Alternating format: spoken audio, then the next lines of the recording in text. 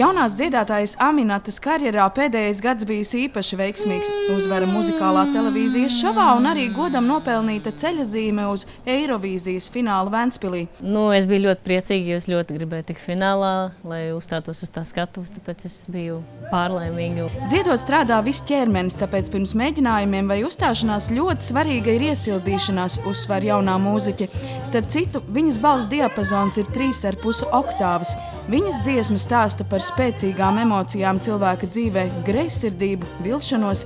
Stāstam gan ir patīkamas beigas, mudinot tik katru pārdomāt savas dzīves vērtības. Vispār es viņas atcerēju virtuvē, gojot pie loga kaut kā.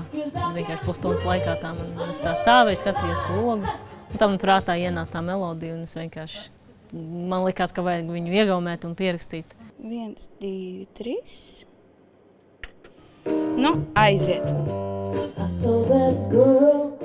Es gribētu dabūt to emociju, kas ir, manuprāt, vispār emocijas ir vissvarīgākās vispār, kad tu uzstājies, jo varbūt cilvēki nevar nesaprast valodu, kurā tu dziedi, bet to emociju viņu uztver.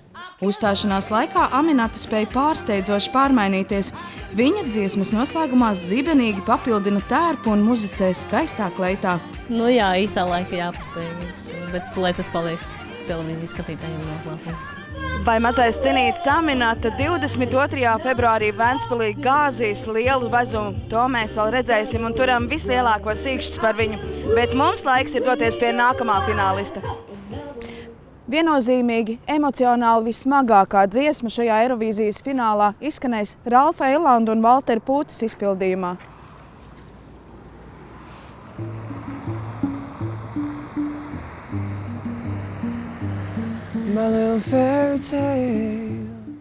Ralfs Eilands ir fināla jaunākais dalībnieks. Fascinē fakts, ka tieši šis jaunais cilvēks pirms gadas atcerējis dziesmu, kuras spilgti raksturo politiskās sadursmes, tautu traģēdijas, kuras aktuālas šodien.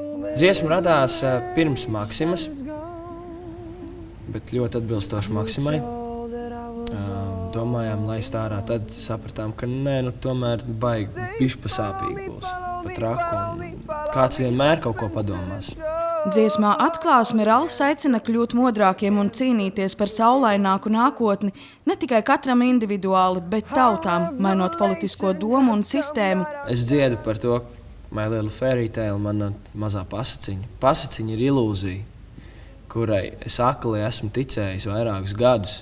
Un tad beigās ir tā atklāsme, tas revelations atnācis, ka tā pasaciņa tā ir tikai uzdrukāta ar tādu zīmolu, kur vienkārši var izdzēst, ka tas nav nekas paliekošs, ka tas ir pilnīgs štruns un ka dēļ tā daudziem ir jācieš. Dziesma pie mūziķiem atnākusi pati. Tās emocionālais smagums jau šobrīd ir pamanīts.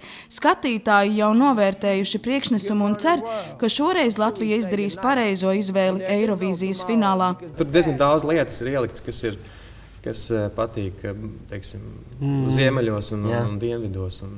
No Francijas saņemam, un Krievijā patīk cilvēkiem un sūta un cer, teiksim, tā, ka latvieši arī sapratīs to, ka vajag šo te konkursu skatīties nedaudz globālāk, nevajag skatīties, tāds piedāvājums vienkārši, kad neskatīties uz to, kas notiek pašu virtuvē. Eirovīzijas fināls jau šajā nedēļas nogalē būs spilgts piedzīvojums ik katram mūziķim. Arī es, pievienojoties Ralfam un Valteram, ceru, ka ik katrs pirms izdarīs savu izvēli pārdomās, kā priekšnesumu redzēs un uztvers miljoniem skatītāju visā pasaulē. Paldies!